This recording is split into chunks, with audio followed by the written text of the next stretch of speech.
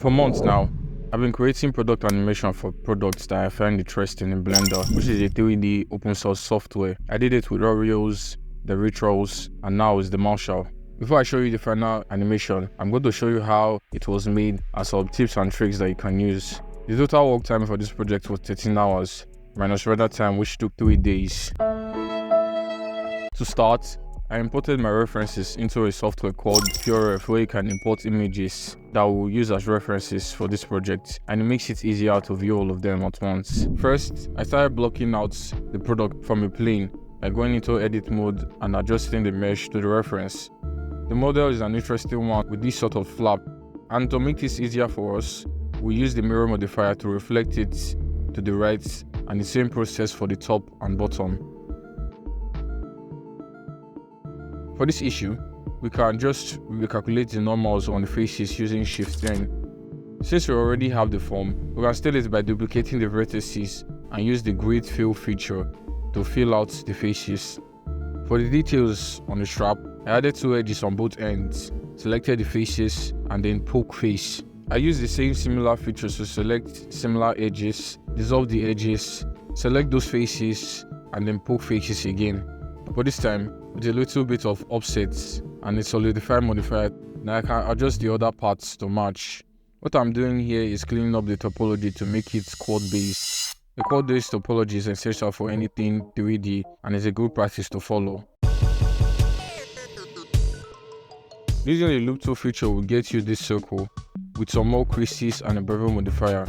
I use the boolean modifier to create these holes, and with some tweaking of the strap, it is done. I like to add details of the product as I go, and there are a lot of mean creases on this model. Now to the front of the model. What I'm doing here is extruding and scaling to match the form of the model, and that will get the job done. We are going to come back to that face to model the spiral. Now for the grill, I duplicate the front of the model to create sort of like a form the pattern is going to follow. I installed an add-on called UV Mesh and unwrap the mesh, and with the UV map created, we can create a UV mesh and select the value to 1. After that, we can create this pattern, adding a plane and duplicating it in edit mode and joining the vertices together and add more creases to give form instead of looking like a blob. And with some array modifier and playing with some of the factors, the pattern is created. I place the pattern underneath the deformed mesh, select the pattern, add a surface deform modifier, take it down, select the grid mesh as a target and bind them together. This came out really nicely, but wait for the final render. Now, I imported the logo as an SVG and gave it some thickness. You can watch this video to learn more. The rest was just simple modeling techniques.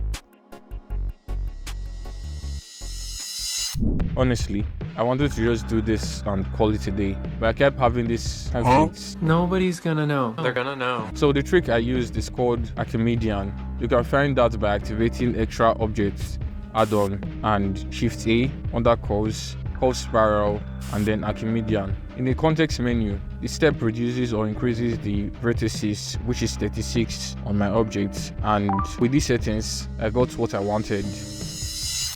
Now, I just need to convert to mesh, add faces, give it a little bit of extrusion, and then join them in perfect harmony. And the same thing for the top and back. Then more simple modeling techniques to get the job done. I imported more SVGs to add more details, and then Blender happened. What the hell?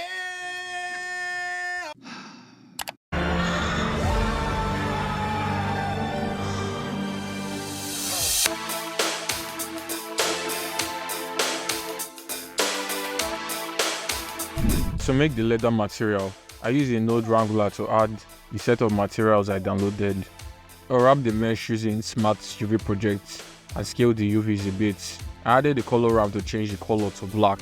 I then added the plain black to the button at the top, and I read the emission material to this part of the object, trying to match the reference closely. For the knob, I was going for a brushed metal material. And for the knob housing, I added a noise texture and a bump node, and by adjusting the scale and strength, I got what I wanted. And with the fabric material added with the same method as before, the grey material with some noise and bulb textures and giving the logo the gold texture. I also created the SVG in Adobe Illustrator and also downloaded the icons from SVG repo. Then used a Boolean modifier to get this. If you know of a better method to do this, let me know in the comments. And with that out of the way, time to set up lighting. I parented everything to an empty, added the camera to the scene with some shifts on Y, added some rotation on the Z and X axis to set up a dynamic shot. To light up the scene, I added the plane behind it. I replaced the Percival BSDF with an emission shader. What I'm trying to do here is control the shadows on the model with the lights to create a contrasting image. And for this area lights, I reduced the spread to 10 degrees. I then added the point lights at the knob to light it up because it was looking a bit dark. First shot was fairly easy. It was just an area light going across the model and close-up shots with another camera in the scene with a marker placed on both as basic keyframes. It took 4 minutes for a single frame to render with a max sample of 250. That's 15 hours. Please subscribe. And with that, shot number 2 was ready to be animated. The second shot was focusing on the knob. The goal here is showing the features of the product closely, keyframing the area lights to create kind of like a highlight for what you want to show, keyframing the rotation of the empty, and then the second shot is done. And it was time for the third shot. The third shot is just a tracking shot or a dolly shot across the top of the product with an area light highlighting as it goes, and with a keyframe, it was done. For the last shot, I wanted a flyback shot showcasing the top and then the front of the products. I relighted the scene because I wanted to highlight different parts of the model, and with every shot rendered, this is the animation.